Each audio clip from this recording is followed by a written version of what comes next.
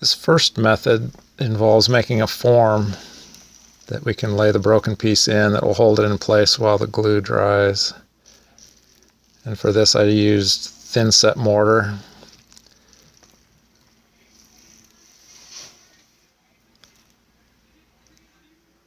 And I took one of the good brackets and pressed it in. And after the mortar sets, you want to take and clean the surfaces with alcohol. And I use JB Weld epoxy. It's a good all-around epoxy for most repairs. I sand down a round toothpick so that the end is like a flat spatula. And you want to mix equal parts of both. Mix it thoroughly. And apply the epoxy really good on both parts to make sure you get in all the cracks.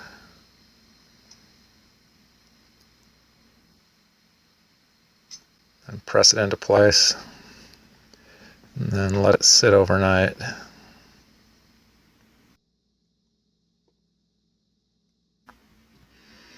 Then you want to prep the other surface for the glue. I used a really sharp brand new drill bit, and you want to roughen up the surface so the glue has a good place to bond.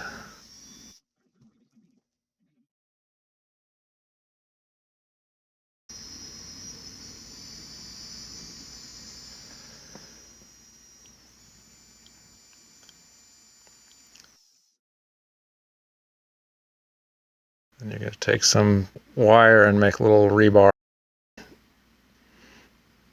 So I twisted a little loop on each end, and that will allow for the glue to have something to hold on to.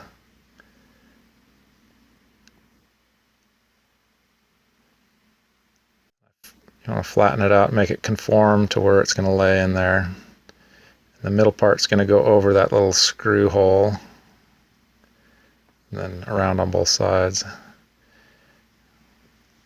I'll make a couple of straight ones that just go into the wings.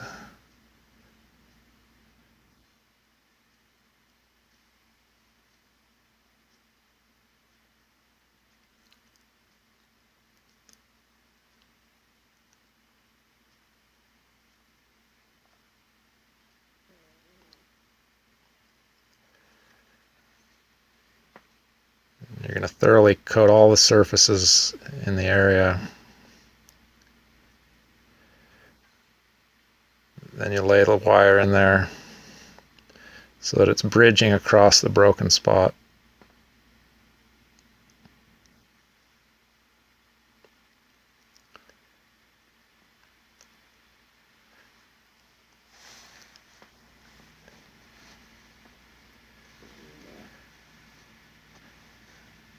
And on this one, to add some additional strength, I doubled up on the wire and added actually 6 pieces of wire in there.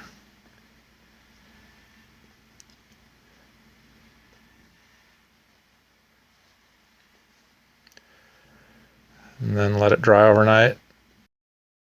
You want to make sure that the glue is down low enough that it doesn't stick up and get in the way of the parts when you reassemble it. This next repair is I used on a refrigerator door shelf. And this involved using the fiberglass mesh tape for sheetrock drywall. And what you do on this repair is you want to sand the surface in the area with like 150 grit sandpaper. And you apply the epoxy. This I used a clear, I believe it was Gorilla epoxy. Then lay the mesh tape over it, and you may need to clamp it to hold it in place while it dries. And then you can always add more glue on top of it after it's dried.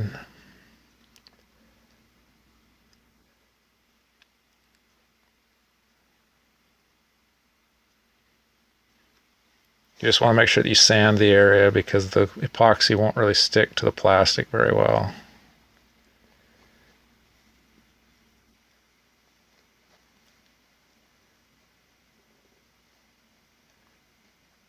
And this one I needed to be careful not to get in the way of the clearance because the door and the shelf are very tight tolerances. And this one I also added a piece of wire on that corner because both corners cracked. I added the strip along the front just as an added reinforcement. And for this last method, I'm gluing this handle.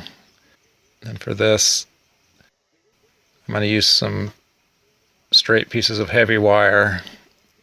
And I want to do use 3 wires, and so I need to mark the holes.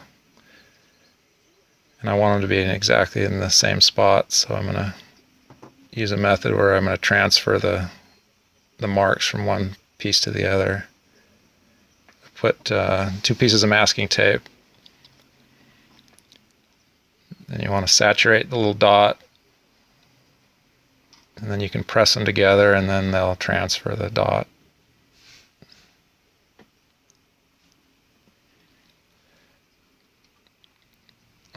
And then do the same thing for the other 2.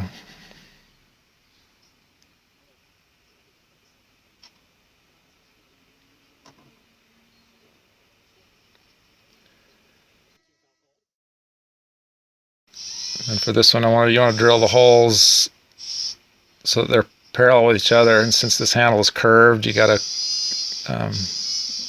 drill it slightly off so that it's not going in exactly straight.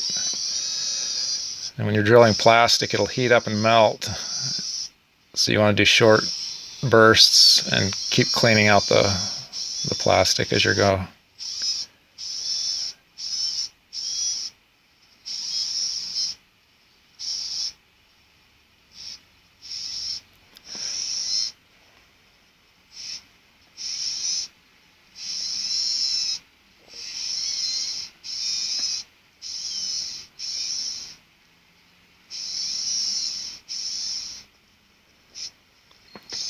I switched to a larger drill bit to allow for the wire. And for this type of repair, you want to make the hole bigger than the wire, because when you put the wire in there, there's air that has to escape.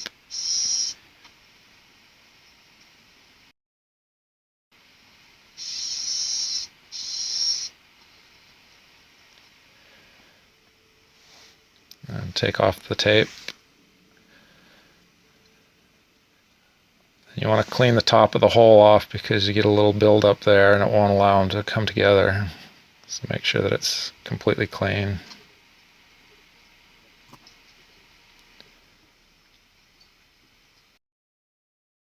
And I use a file on here to roughen the wire up so the glue will hold better.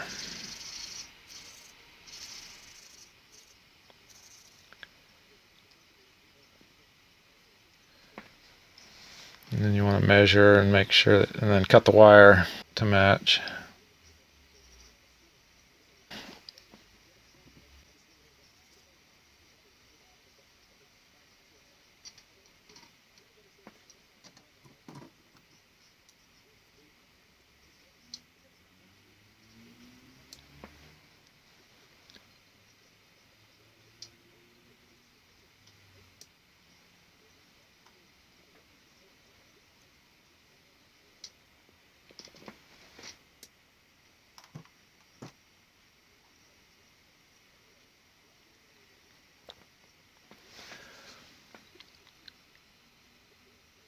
And then you want to do a test fit.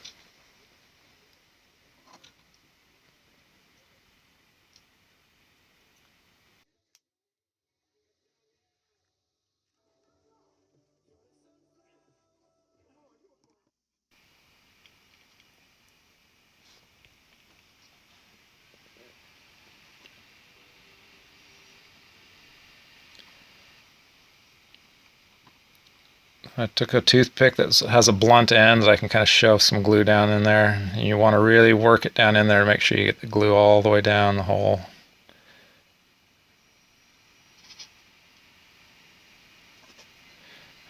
And if you spin it in your fingers, it allows the air to escape.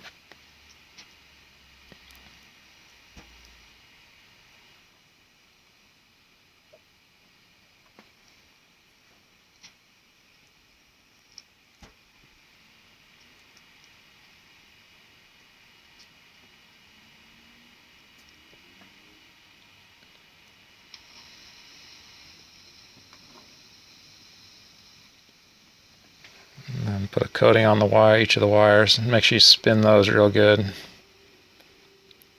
Make sure all the air, as much of the air can get out as possible.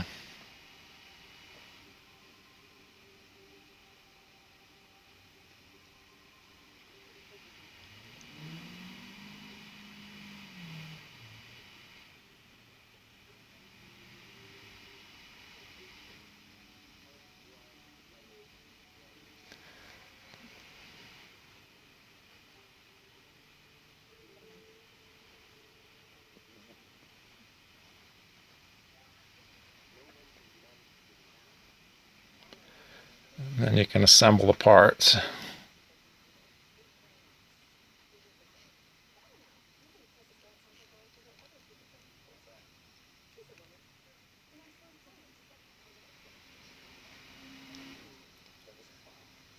And 24 hours later, you're good to go.